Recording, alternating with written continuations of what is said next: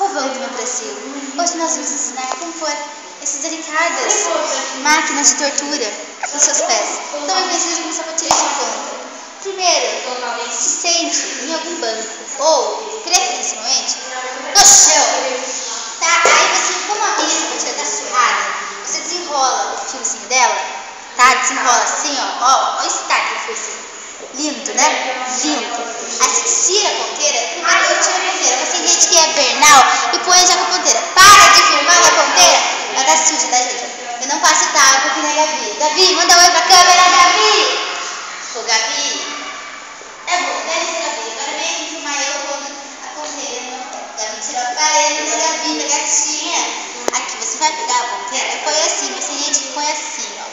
Eu ponho assim, com essa partinha assim, ó, pra fora. Pra cima. Daí você faz assim, ó. Aí delicadamente você faz assim, ó. Pra enfiar no seu pé. Entendeu? Literalmente. Aí você pensa que pensamento, bailarinas, delicadinhas, põe a sapatilha que nem fadas. Porém, não é assim. Você vai fazer assim, ó. O negócio não é que nem o sapatinho da Cinderela que entra assim, que nem uma pena no seu pé. Você tem que surrar seu pé. Você faz assim, ó. Enfiar lá dentro. Daí pronto. Aí você ajeita assim. Ajeita. Se estiver suja na sapatilha, a culpa não é minha, tá? A culpa é minha sim, porém fiquem quietos. Ó, eu não vou perder o meu tempo fazendo assim pra desdobrar e vai tudo dobrado mesmo, tá?